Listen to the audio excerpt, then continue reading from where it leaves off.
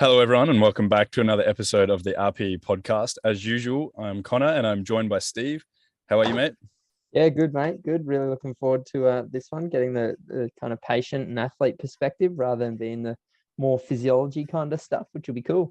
Yeah, I'm pretty excited as well. Today, we're joined by a very special guest and friend of the show, Jess Turnbull. Jess, how are you? Good, thanks, mate. Good, thanks. Good to be here. Thanks for having me. No, it's awesome to have you on. I'm really keen to get a bit of an in-look into your experiences about being a professional athlete and also delve into some of the programming, the training, some of the different things you've had to do to get to where you are. So yeah, we're really excited for this. Awesome. All the interesting stuff, I'm sure. Yep. Cool. All right. So for people who don't know you, how would you introduce yourself? Who are you? Okay, so this is probably my recorded spiel from the last year. So my name's Jess Turnbull. I'm a pro squash player. I'm based out of Brisbane. I'm world ranked number 71. I am a member of the 2022 Commonwealth Games team, and I'm the current Australian national champion. Wow. That's not a bad introduction, if I do say so myself. Quite a resume. Yes. Yeah, unreal. So so what was your story of the Commonwealth Games? Like, that was phenomenal watching you on TV. I know we had my family cheering on for you. It was pretty cool to see someone Awesome. that you know on telly. So yeah, how did you get into the team? What was the process like? The process was long. So obviously, COVID hit us all in 2020, and basically the next thing we all knew that was definitely happening was Commonwealth Games. You know, normally we have tournaments and world championships and things to look forward to, but middle of 2020 we went, the light at the end of tunnels was Commonwealth Games, and the process of getting in that team was months of selection tournaments, training camps, not enough tournaments to really have enough results against anyone to count. So it was a lot of relying on the coaches seeing you as much as possible. And luckily I live in Queensland, so our national centre's up here. I was more fortunate than some other people who don't live up here or don't live in the country. So it was nice to be seen a little bit, but it was a hard slog and ended up only playing one selection event that mattered. We'll get into that. So I played one selection event, managed to get selected into a World Champs doubles event, which was then sort of my stepping stone into Commonwealth Games, which was an unbelievable experience. Best experience of my life so far, I would say. Yeah. And can I actually kind of already jut in and railroad the conversation off into the tangent or something there? But just going on, having kind of worked with you all throughout that time and whatnot, how the differences in between that year and being able to keep yourself motivated to go through the stuff that I was kind of putting you through versus like with having like previously the years we'd had tournaments that kind of, we'd build towards and taper out of, and then build towards and taper out of again, and kind of just having this like never ending road of training where I know, like, personally I was trying to do my best to kind of motivate and whatnot to you, but like a lot of it would have had to have just been like, what actually drove you? How was it just that sole focus? What happens inside your head there to actually get you through when you can't actually kind of have these little matches coming up to practice your craft, and it's just having to do the mundane day in, day out kind of training? Yeah, and I never, for a while there, I didn't get that, that positive reinforcement sort of immediately, like that instant gratification of going, okay, well, you've done that 8-week block and now you've got that reward at the end of it, or, that's your normal cycle as an athlete. But for 2020, 2021 was, it sucked. And I think most athletes that were stuck anywhere will tell you the same thing. Like, it was really tough because there was only so much like Motivation Monday and like all that sort of stuff that, your organizations can send you. And the thing that drove me was quite literally Commonwealth Games is in 2022. And I want to be in that team and I want to do well. I want to do myself proud and I want to do my team proud. And I want to put my best foot forward. And I know that if I took it easy, or if I obviously I wasn't 100% motivated all the time. I'd be lying if I said I was. But if I didn't keep my foot on the gas, there's no way I would have even made the team, let alone, put some of the best performances on of my life. So it was a lot of conversations with like my closest support team. So my partner, my parents, you, Steve. It was a lot of conversations with my brother, my coach, and a lot of conversations with my psychologist, being like, how do I keep doing this when I don't know when I'm going to be able to play again. Was a lot of 2020. It was, I don't even know when this is going to go back to normal, if it's going to go back to normal. And that was a sort of a blind trust of, no, it'll be fine.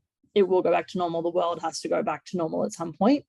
You just have to keep going. And it sucks at the time. And you were really good. Like, you tried to give me some different stuff, and ended up having surgery in 2020 as well, because I'm a bit hard on the burpees, which is hilarious. Only me would do that. What happened there? I missed that. Oh my God. Can I interject again? Yeah, please do. So Jess, like, we come with a back of a little training block and kind of given Jess just a bit more autonomy, do her own thing for a little bit of time. And she decided, when all the COVID lockdowns started, and this can be the bad side occasionally of being a coach and giving an athlete too much leeway. Joined one of those like burpee competitions, and exacerbated. A lot of squash players will have like a scapholunate instability just from the technique that you're having to kind of do.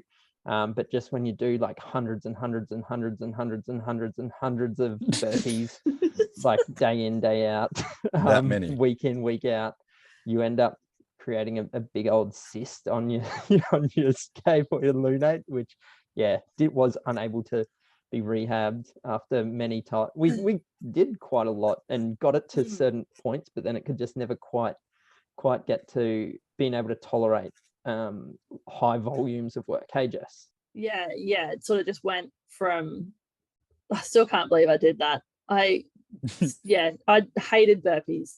I've always have, and just went, you know what, that sounds like a really good idea. I'll try something new. Never doing that ever again. But yeah, we rehabbed, I think it was like something like 10 weeks, and it would get to a point, and then at that point we were out of lockdown, so I was playing again, just normal like Brisbane competition, and I think it would be really good, and then I'd hit for a solid 2 weeks, and I'd be like, oh, it's not quite right, and was never really able to rehab it out. And Steve got me onto a specialist, was like, you're gonna have to go see someone. Ended up with surgery, draining it, filing my bones down a little bit, and I've got a cool little like scar on my wrist, which is pretty nice. But that sucked as well, having an injury, but that I guess was sort of not a positive thing, but it was like, oh well, nothing else to do, so might as well do that. How many burpees do you have to do to put yourself in under the knife? Well, Steve made me sound really fit when he said hundreds and hundreds and hundreds and hundreds. It was not that many.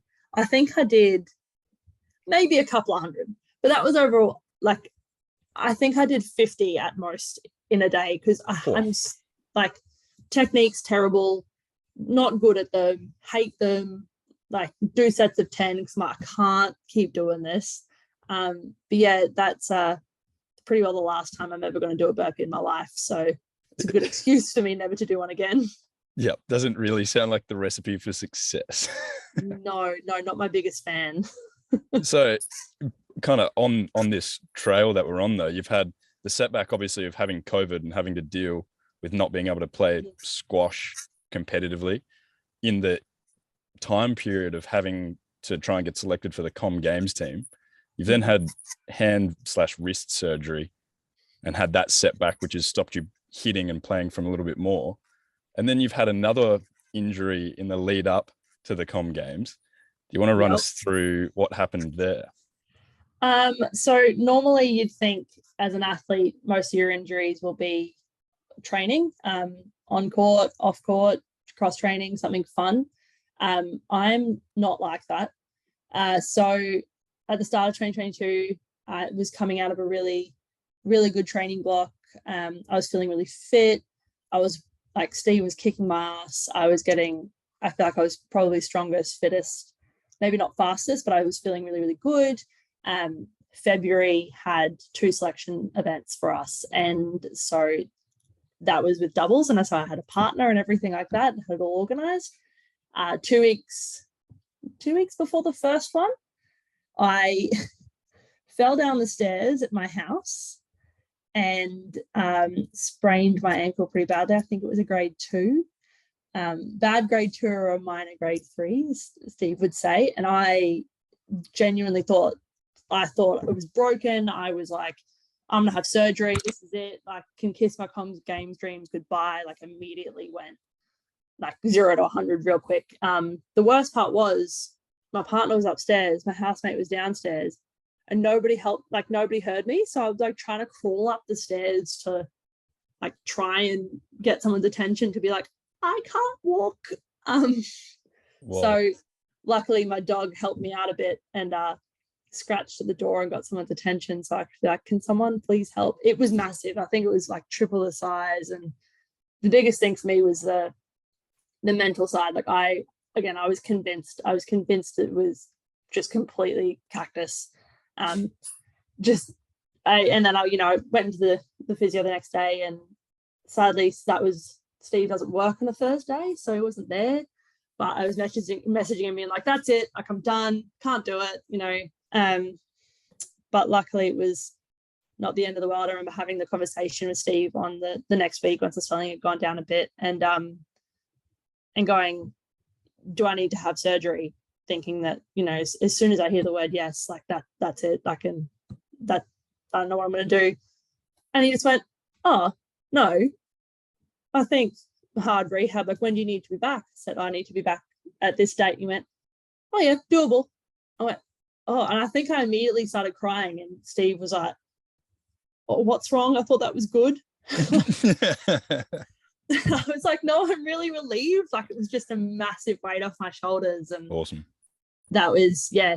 And that started the rehab process. But it falling down the stairs, not training related at all. I was carrying my dog because, she can't, she's a border collie, so why would she possibly walk downstairs? But yeah, never doing that again either. So lessons learned. Freak accident nearly put you out of the comm games. Yeah. So yeah. Can I give some context here of what like our plan usually is leading into say tournaments and whatnot? Go for it, mate. Yeah.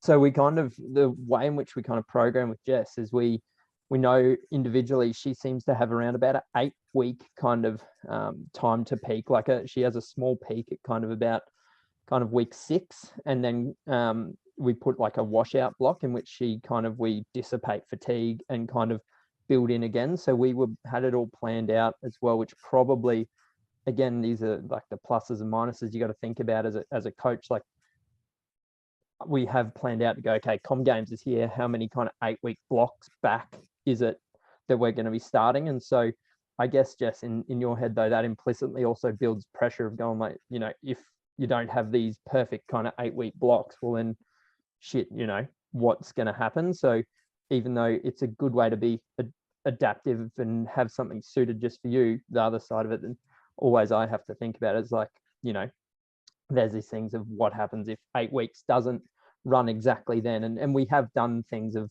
trialing training through blocks and those type of things as well to kind of come up against those situations. But it probably did play into that thing in your head going, oh shit, I've ruined, this perfect kind of plan that was leading in.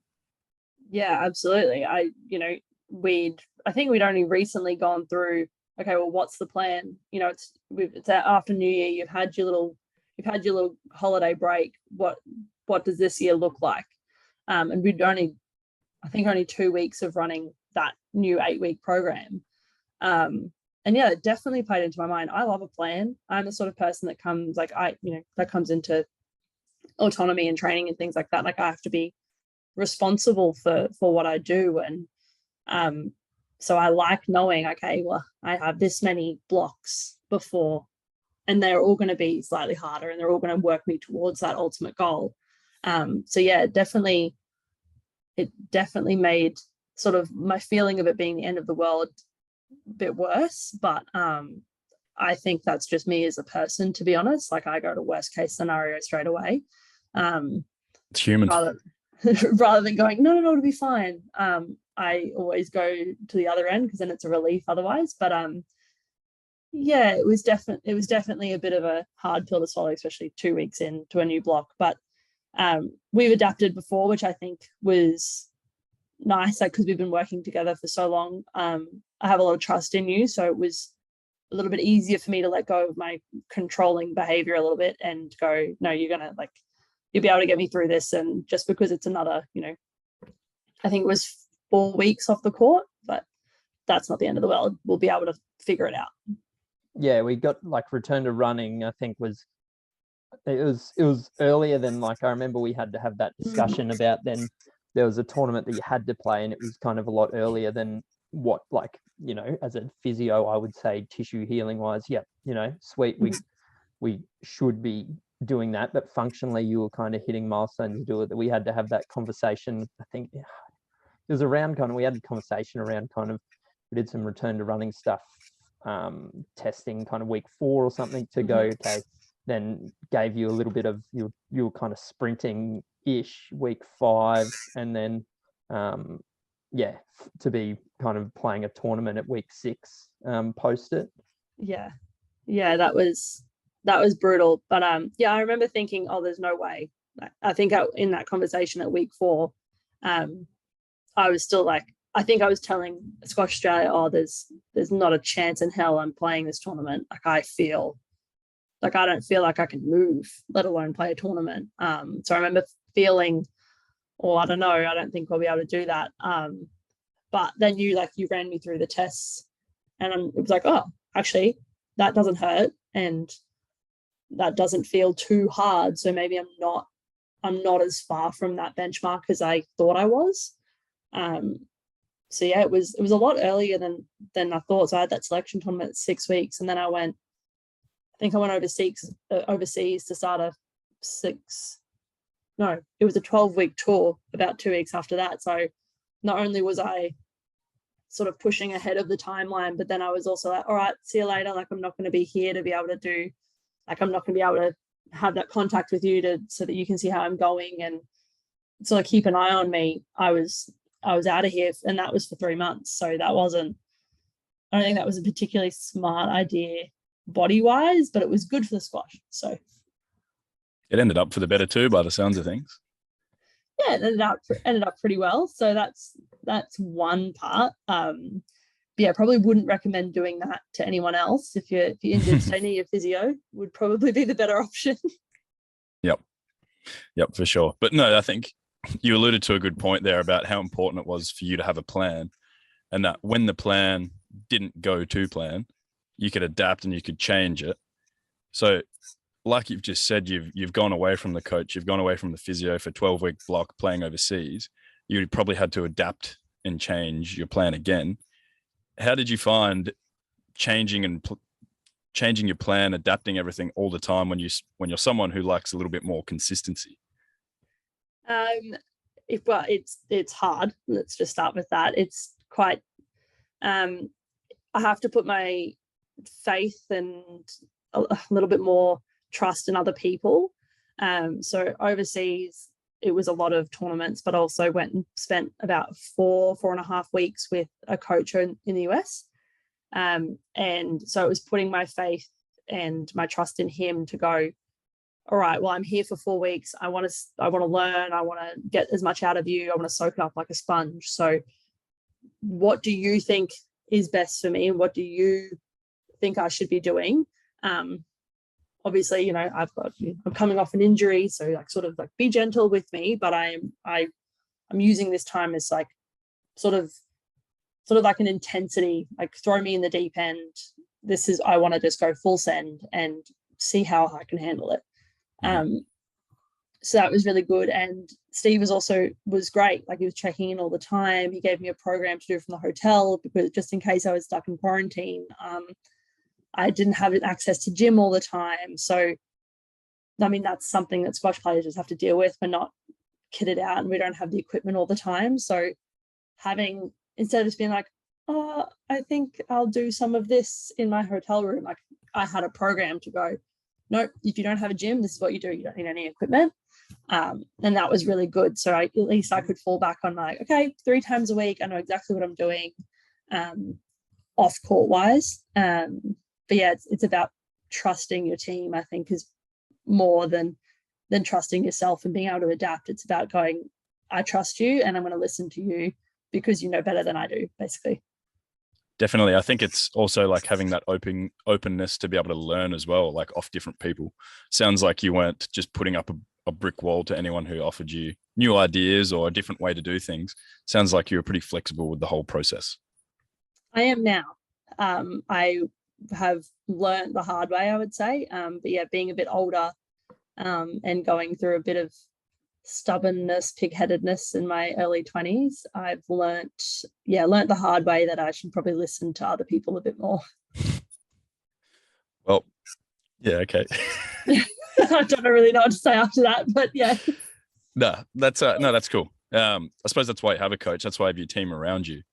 Mm-hmm. You got to have a good team, a team that you trust, who you've all got the same goal of getting you to the Com Games, and that's essentially where you ended up. Mm-hmm. Through whatever way you got there were so many different things that kind of went wrong, so many adverse events that kind of happened along the way, but you still managed to make it. Yeah. So obviously you've gone away with like not the best prep going in. You've come out of it, you still made it a good experience. You've come back as a good squash player. You've come back fit and you've made it to the Com Games. Mm-hmm. What did you find overseas as opposed to Australia? Were there many differences that you had to, obviously quarantine being one, but like in terms of like your funding for your squash level that you play at, all that kind of things? Did you have to fund it yourself? Did you like, what did that look like? Right. So hold on to your butts, everyone. This is a long one. Yeah. So being a squash player, we are severely underfunded, I would say. It's a very tough sport, and I think it's very watchable, but I mean, I play it, so I'm biased. It's everything is self-funded. So we do get a little bit of funding from the government leading into Com Games, but it, compared to what we need to spend it on, it's not enough. And like, the good thing about the Australian Sports Commission is they ask the question every year. They go, is it enough? And we all go, no, but there's only a certain level of funding that we get. And unfortunately other sports get rewarded more. I also have never won a medal, so we're an individual sport, so that does affect our funding. I was lucky enough to have a sponsor from my club, who went, I think it was in 2020 before the lockdown hit. She went, I want to help you get to the Com Games. How do I do that? And I was lucky enough to be like, if you can help me pay for some flights here and there and get me overseas, help me get to these places, that would be a massive help. So normally I would be funding myself, and I actually had to go get a job after I finished uni because I was like, I need money, which sucks. I don't know. I think most female athletes can attest to that. Like, even women in the AFLW have still got jobs because ridiculously we're not getting paid the same as the men. That's less of a problem in squash. The pay equity is pretty good. It's just, well, as a sport, we're very underfunded. So it was tough. Is that the same from a sponsorship type like point of view as well? Women aren't sponsored as often or as equitably as men? Yeah, I would say it's a different kind of sponsorship from what I've learned. I mean, I don't have a heap of sponsors, but as I said, I'm a squash player in Australia as well, so we're not very well known, so the opportunities for sponsorship are not as high. But when you do get a meeting and you do have a chat, the opportunities that women get are often not related to their sport. They're often related to who they are outside of their sport. And some people like that, like someone like me, I quite like that because I'm passionate about a lot of other things outside of squash. But often it's sexualized, and often it's about the looks and the body of the female instead of, and I know that men get that as well, but you know, it's definitely a different type, and it's harder as well. It's harder to get a sponsorship. It feels harder to go, oh, so what's your worth as an athlete? Like, it's harder as a female to go, oh, but does anyone really care that you play sport? Are you actually that good? You know, it's all of those extra bits. Yeah. And I suppose there's probably other countries as well where women in sport are probably looked after a little bit better, even though it's still not great. Were there any places you came across where it was just horrendous essentially to be there as a female athlete? Not me personally, because I managed to never go there, but Pakistan's probably the worst, as I'm sure everyone can imagine. For some reason, they still get females tournaments sanctioned there. None of us know why, considering just general women in their population can't, you know, some of them can't go to school, and some of them, you know, some of them can't even play sport. So having all these internationals show up to play a certain level of an event just doesn't make sense. And so in hearing about that and being in that sort of environment, you go, oh my God, we're so lucky. And we are. But that's probably the worst, sort of the worst environment for women, I would say. And the best one, I would say, is Egypt, which, like, similar sort of area. They also, I think it has a lot of, I mean, I don't know their, you know, the ins and outs of their culture, but they're sponsored by the same companies. So I don't know if they're getting the same amount of money, but like, they're sponsored by the same kind of companies. They're all big banks, airlines, motor oil companies, things like that.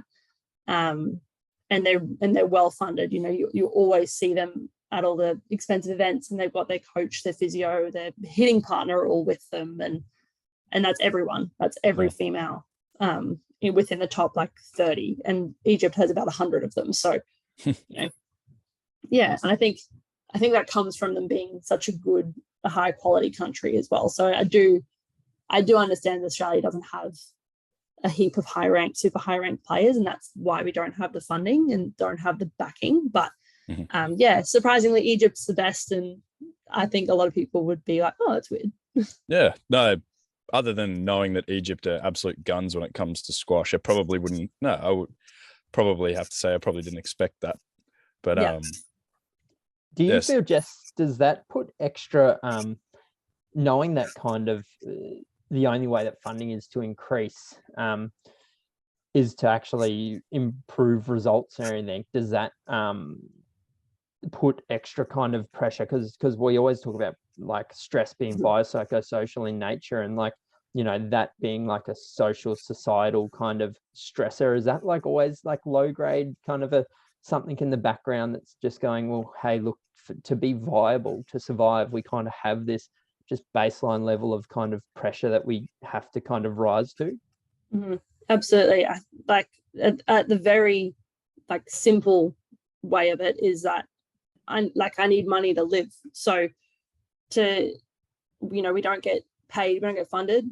Firstly, we don't get funded by the government, so that not as much. So we don't get that level. So, you know, paying your mortgage or your rent, your car, your petrol, food, like just your basic living expenses for one are hard to pay.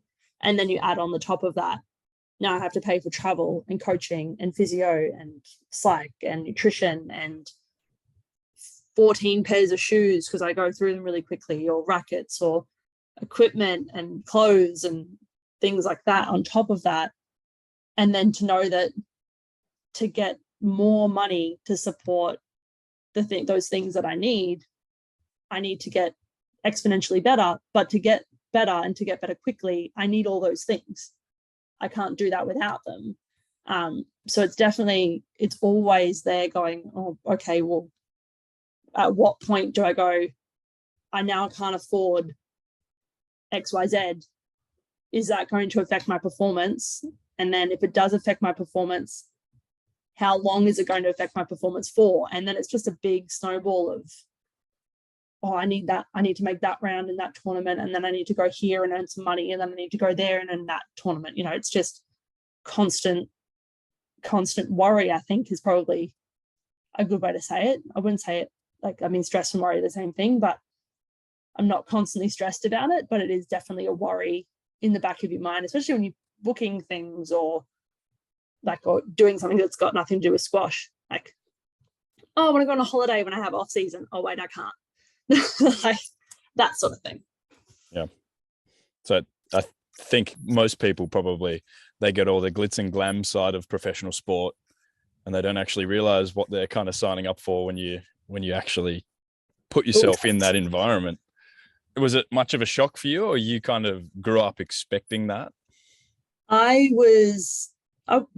feel like I want to say lucky enough, but my brother, who's now my coach as well, he went through that professional system. So he was a pro squash player for a couple of years. I like to remind him that he never got his ranking anywhere near close as highly as mine. Sorry, Bull. Sorry, mate. Sorry, Nate. I'm definitely better. I can't say that too loudly because he still beats me, but only just. No, he went through that pretty early on, so he knew. We were lucky, both, like, our parents said it's gonna be hard, it's gonna suck, it's gonna be really difficult financially, so we'll support you.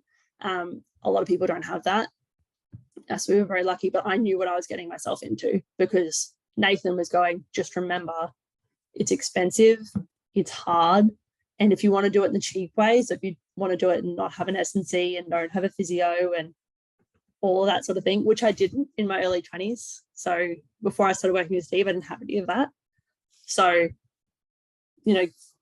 all of that sort of stuff, I knew what he's like, you can save money by like sort of bitching out on what the things that you need. Again, like going back to what I said earlier, if I knew what I knew now, I would never have done it the cheap way. And I just would have copped it and tried to earn money quicker and, tried to make it up somewhere. But yeah, I was definitely knew what I was getting into. A lot of squash players don't. I think that's probably one of the bigger problems for juniors coming into seniors. They don't know what to expect, especially here in Australia. And they sort of go out in the big bad world and go, oh my God, I wasn't expecting that. And then it's just a lot to take in. Yep. Can I bring up another thing here? I was just thinking then, like, it'd be interesting, and I know, like, Jess, you'll only have obviously your perspective, but I think it'll be a good one to reflect on, and then we can kind of wax lyrical about the other perspective. But like having to, I guess, be maybe like less funded, all those type of things, having less affordances there in your environment around the performance and rehabby side of it and everything, meaning that just the nature of, well, hopefully of good coaching there just means that by nature of it, we have to make sure that we build more like autonomy. Like, you have to be able to basically run things very well yourself, because it's not like when I'm working with the North's rugby league team and I'm just down there, 3 days a week plus a Saturday plus maybe a Sunday, just because, that's what, and they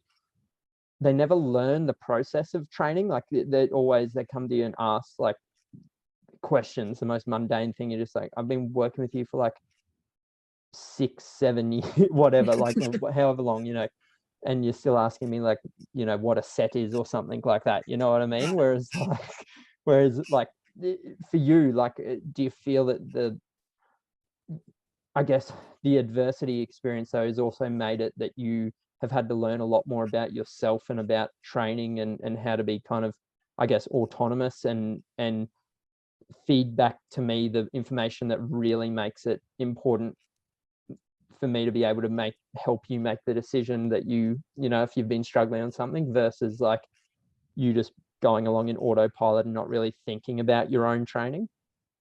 Oh yeah, I think part of not, I think it also comes as part of not being a team sport as well. Not having access to you as an S&C full, like I would say full time, like I'm not going to sessions that you're running, but I've learned a lot about myself as an athlete as well as a person, because I think you just have to be brutally honest with yourself. I think it's very easy to be like, I'm not improving, and I don't know why, or I'm really not motivated to do this session, and that sort of stuff. And I remember when I started to get more into that, and I understood like why you were, you would ask me, well, how do you feel about the program? And I'll go, oh yeah, fine. I don't know, feels hard, does the stuff. No idea what that meant. And then after working for a while with you, I had to go, all right, well, this is hard because, for example, squats, like I really struggle to go below 90 degrees without lifting my heels off the ground. Having to be honest and go, I don't know how to fix that. And, this hurts my back, and I feel really restricted here, but that makes me feel really good. And I feel like I'm seeing benefits on the court, but I don't really understand why. And then being able to have that conversation about, well, this is why you feel better. See the correlation between, this movement in the gym and this movement on the court is really interesting. And that way I can also go, and sort of feedback to me as well. I can go, oh, okay, I'm not feeling very good on the court in that position. I remember that I need to work on X that I did 6 weeks ago, because that was the correlation between the two. So yeah, it's definitely forced me to learn a lot about myself.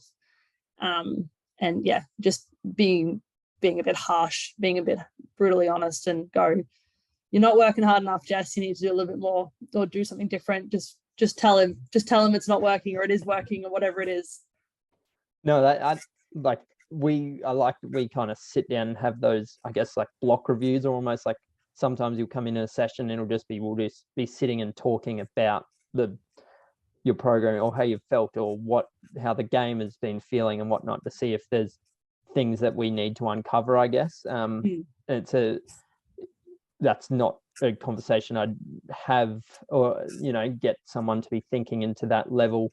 I guess if they were just in that automatic kind of running mundane, not thinking about their programming. So yeah, it's just an interesting reflection, I guess. Yeah, definitely forces myself to I think it's more understand what I'm doing. Like I could read a program and do it, and I could do that and be monotonous and be on autopilot regardless, I think. But I think I'm also a bit of a perfectionist, so I want to make sure that I'm getting the absolute most out of my program. And it's also nice to know that like I can trust you as well. I think that the biggest thing for me, I'll go back to when we started working together, was that every S&C I'd ever worked with before, and worked with, I'll put quotations around because I'm not sure I'd say that, they'd never watched a game of squash before in their life. And so it's always compared really closely to tennis. And I would say that some movements are similar, but a lot aren't. And I remember you came down to like fixtures or something, and like watched the whole night of squash, and went, oh, okay, I see what you mean about this movement, that movement, the deceleration and this and that. And I went, oh, like you cared enough to come down and try and understand what was happening, so that you could then inform my training better. And then as soon as that happened, I was like, oh, whatever he tells me, like I'm going to trust it, and we'll chat, and like I'm really interested to see what he does. And yeah, so basically that was it. You sold me straight away. No, that's awesome. Being able to have that trust in your coach, they actually know what they're talking about. Like, because I can attest to the difference between squash and tennis is huge. Like, as a tennis player coming in and playing squash for the first time, I was wrecked, like genuinely wrecked. It's not, and I'm the same in tennis. I can't do it. It's so different, and it's so hard. But then, like going the other way, you're like, oh, you might think squash is, it's just hard in different ways. You're just going, oh my god, it's blowing my mind. I'm Gumby at both, but I can lift heavy shit. So lift heavy circles. No, but so it sounds like you got that trust with Steve that potentially you didn't have with your other strength and conditioning or fitness coaches in the past. Were there any other barriers to jumping on board with an S&C coach, or was there anything else that you're a bit hesitant about when you started the S&C path? Yeah, heaps. For context, like I'd gone through I think I was 20, was it 24, 23 when I started working with Steve? Jesus, that was a long time ago. I'd gone through a period of time with our NSO AAS before it disbanded sort of thing. I'd had some really awful experiences with S&C. I'd had, and because I was finishing high school and then coming out of high school going into uni, and trying to do pro squash all at the same time. And so honestly, I was just trying to do my best. And the first S&C that we had no training whatsoever, like had no credentials that we could, looking back on it now, I was like mind blown. I don't know how this happened. Anyway, wasn't properly trained. He just worked at the uni gym, and he was like, oh yeah, this is a program for today. And there was no tracking, there was no consistency, there was nothing we were working on. There was just, sometimes there were box jumps and then other times there were deadlifts, and like I had no idea in my technique. Like Steve can attest to that. I had no idea what I was doing most of the time. And then the second person we had, super sexist, like didn't want to work with women, didn't think we were worth it. There was 3 of us in that environment, and we all ended up just being like, screw this, we're not coming in. Like I'm not being talked to like that. It was sort of like, you know, being told that we needed like 10% body fat and things like that as a female. And I was like, what? And again, as a 20-year-old, I was like, oh, okay, that's reasonable. You know what you're talking about. And again, being older now, I'm like, oh my God, that's awful. So the barriers moving into like to proper S&C was just, I had so many bad experiences. I was like, oh God, here we go again. Is this going to be any different? Am I going to get body shamed, or am I going to get, you know, like, oh, you're not worth working with, or that sort of language. And so that was, I think, the biggest barrier for me. But as I said before, as soon as he came down and watched a squash match, they all just sort of plummeted over, and I went, no one has ever done that before. No one has ever given enough of a shit to come down and actually look at the sport that they're trying to coach for. So yeah, all the barriers fell down pretty well immediately. So that was great. Good work, Steve. Love that. Yeah. So I'm interested now, because like obviously you had such bad experience with all these other coaches, things from body shaming to not being told that you're worth training with. Yeah, to what that's horrible. What made you actually want to pursue another S&C coach? Great question. No idea. So realistically, like the S&C coaches I'd worked with before, I didn't seek them out. They were just sort of given to me as like, these are our national coaches, here you go. And so I went, cool, free coach, I'll use that, which is great, because again, we're underfunded. So I was like, woo, free, absolutely taking advantage of that. Having those bad experiences definitely didn't make me want an S&C coach again. And there was a period of time where I didn't have anyone. Like my squash coach sort of tried his best and was like, I think you need to do these things, and try and do that and do it heavy or do it this. And, you know, but he has no idea what he's talking about. He's a squash coach. He's not a physical essence. Like he's not a strength and conditioning coach. He has no idea what he's talking about when it comes to that. He knows that. But I actually, when Nathaniel started doing physio, and he was like going through, you know, the first couple of years, and we were hitting, and he goes, it's really important that you have a good base strength, and you know, you probably need to be a bit fitter and all this sort of stuff. And I thought, oh, all right, like I'm beating you, but okay. That felt it was a bit rich. But he went, oh, I'm actually going to uni with this guy, and I think he'd be really good, and you know, maybe we can link something up. And I was very skeptical. I was like, oh, I don't know. Like, do I need one? Turns out, yes, I absolutely need one. But yeah, it was definitely, I didn't want one. I was just like, oh, I don't want to do this again. but it's also knowing that everyone in the top 10 has one, everyone in the top 20 has one. You know, if you want to get good, you're going to have to do it. And it was nice knowing that, like, these people don't have anything to do with our NSO. They don't have anything to do with the AAS. If I don't like them, then I can just go, you know what? Never mind. It's fine. There's nothing holding me here. So that took a lot of pressure off my shoulders as well, which is good. Yeah, so Awesome. just stop returning my calls soon. Just stop replying to your messages. Like, nah, I've had enough. Big shout out to Nat Mills Home Physio as well, up in Rocky, if you need a good physio. Yes. He's just started his own little thing up there. Good work, Jess. Yes, you're welcome, Nat. Jess, do you mind, Connor, do you mind if I, because I really want to make sure, do we have time, Jess, to go into like the training around like menstrual cycle stuff? Is that of course. fine? I've got time, so we're good to keep going. Cool. Like that would be awesome to just go around like either that or like, you know, birth control, like things that you've like used to regulate like Sort of all of that manipulate it. side and how we've talked about before, like strategies like our like auto regulation and that type of thing, and how like from my side your programming doesn't look really any different at all. Your program is your program and it has the RPEs and everything there, but I want to know from your, I guess, subjective perspective how it kind of changes and how it feels to run, and what an RPE 7 feels like when you're feeling great, and what an RPE 7 feels like when you're kind of not feeling great, and how you modify those things, and especially like how we use washout blocks. So what we use to kind of resensitize Jess to another stress coming, to make sure that we're not overtraining and adapting, is these things called like washout blocks, and how,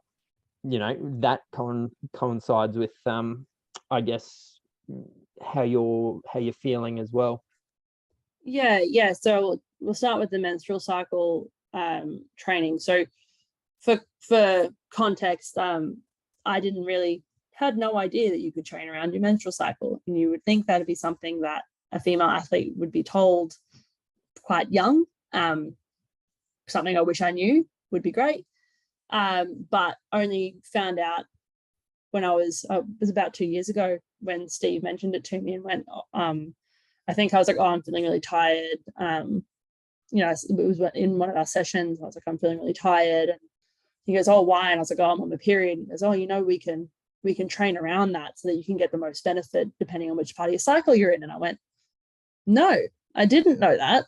And I was like 25. I was like, how do I not know this? I'm a grown woman and I'm an athlete. I should know this.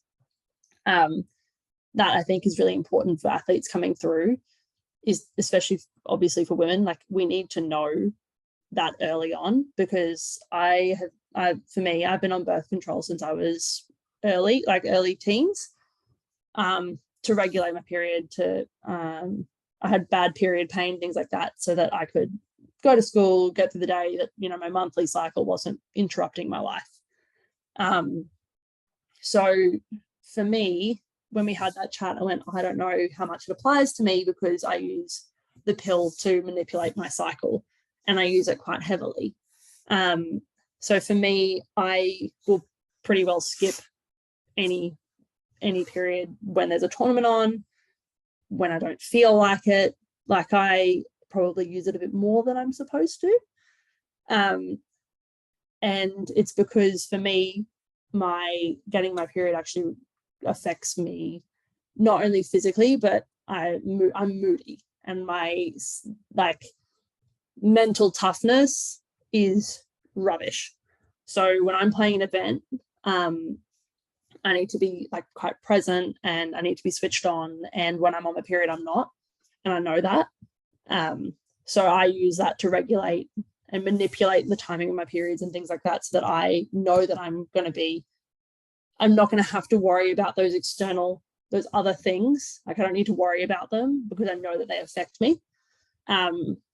So and I also use it, I would say, when it comes to training, like for example, with the RPE 7, what does it feel like when I'm feeling good, and what does it feel like when I'm feeling really, really terrible? Like, I would say the weeks where like say we've been running a program for 4 weeks, and I'm feeling pretty fatigued, and I'm feeling tired, and I felt like I haven't had like a win in a while or something like that. I would say they feel pretty well similar to like a period week, because like I'm shattered, I'm tired, I'm annoyed, like I've got all these other things going, like, I don't want to do this, and this is hard, and why can I not lift this much weight, and it was fine last week, and like so it is frustrating. It definitely does feel harder, but for me, knowing that like it's okay, I don't have to have it is quite nice. So, but I would definitely be interested, always have been since we had that chat, to know what the difference would be if I wasn't on birth control and if I wasn't on the pill. Like, how different would my training look? Because I feel like it would look quite different, because I would probably need that like up and down and like sort of different training depending on what part of my cycle I'm on. So it's definitely something I've always been interested in, but not something I really have to worry about considering my circumstance, I guess. Yeah, I think that you mentioned you didn't know about that until you're 25. Like that just further highlights the disparity between the amount of education, the resources, and essentially the effort that has historically been put into women's sport and women's sports science and training and things like that. So it's hard to hear that, but we need to be better at it. And it's also super important that you feel comfortable to be able to talk to Steve about that.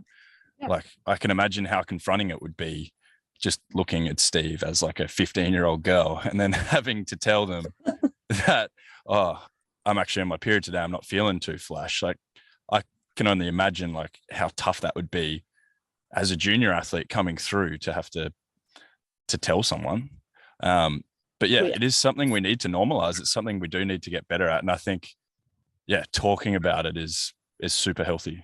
I was going to say, and destigmatizing, because like even I, like that was probably still, when you look at it, we've been probably working together for, I don't know, 4 years, something like that. 5, so like that. Yeah, 5. So that was still probably like, it took us time to build that relationship now. And I like personally know that I've definitely got better and more comfortable. Whereas in my earlier years, I wasn't working with female athletes as comfortable in going into those type of things. That was kind of coming around to me really going, no, this needs to be destigmatized, needs to be talked about as a just a complete, like, normal, natural part of the training kind of coach, therapist, whatever, athlete relationship. Yeah. I think, I mean, as a woman, like just talking about it, it's, for us, it's, it's normal. It bloody happens to all of us.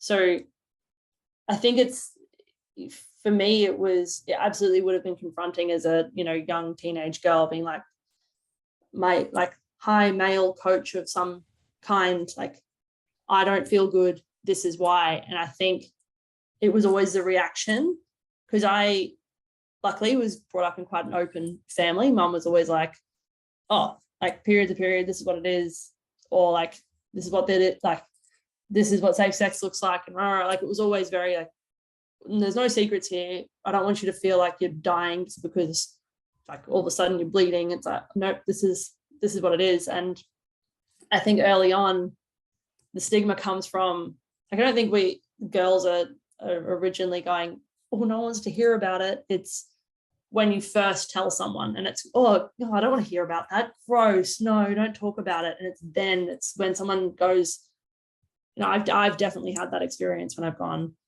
to a squash coach and gone, actually, can we not do this today? I'm not feeling very good. And they would go, oh, why? I'm just not feeling very good.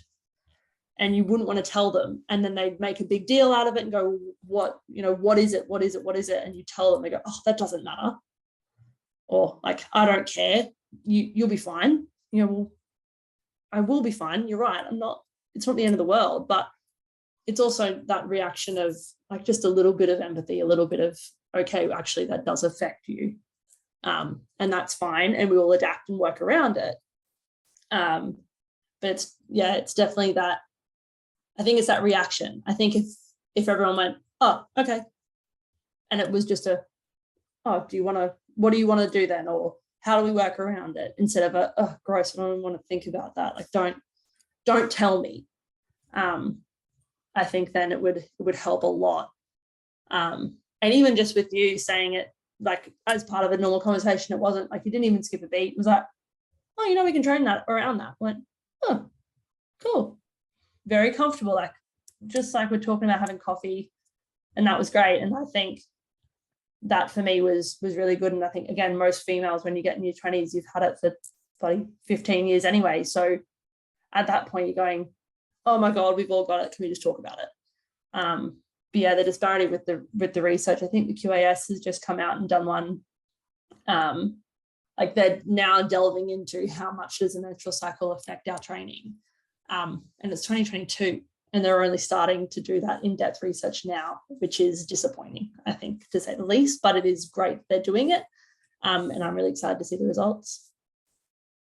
Us too. I think it's going to be great to have more women looked after in sport, because women's sport's fantastic. We love it. And it's awesome to see you being so comfortable to talk about it. That's going to be like huge for some young athlete coming through, or even a young coach who's not sure about whether they should be talking to their female athletes about this kind of thing. Like, just giving them that permission and that confidence to be able to do that is huge. So yeah, thanks for that. But yeah, is there anything else that you would like to tell a younger self or a younger female athlete about coming through into pro sport and training, or just, yeah, anything about the process that you found has been super valuable or super unhelpful even? I think if I could go back in time and give myself some advice, my biggest one would be listen to the advice that you've been given. Basically just listen, learn, soak it in, stop thinking you know everything. Another one would be don't take life too seriously. I was so caught up in being like, no, I'm a professional athlete and I know what I'm doing, and I would say I didn't start training like actual professional athlete until about, 2018. And, I've been telling everyone I've been a pro athlete since I was 16 years old, and it's just not true. I didn't really know what I was doing. I took myself almost too seriously to actually get the benefit out of it. But yeah, it will also just be honest with yourself and your team, get a good team around you, and listen to your gut. If something doesn't feel right, it's probably because it's not. So if you're in a situation in the sporting environment, especially where you feel, and when are you feel unsafe, and I'm not saying like, physically unsafe, or like you feel like you're going to be hurt. I mean, like if you feel like you're not being supported emotionally, if you feel like if you're not gelling with a coach, or you feel like you're not fitting in with the training group, or whatever it is, there's a reason you're feeling that way. And so trust it, trust your gut, talk to someone about it.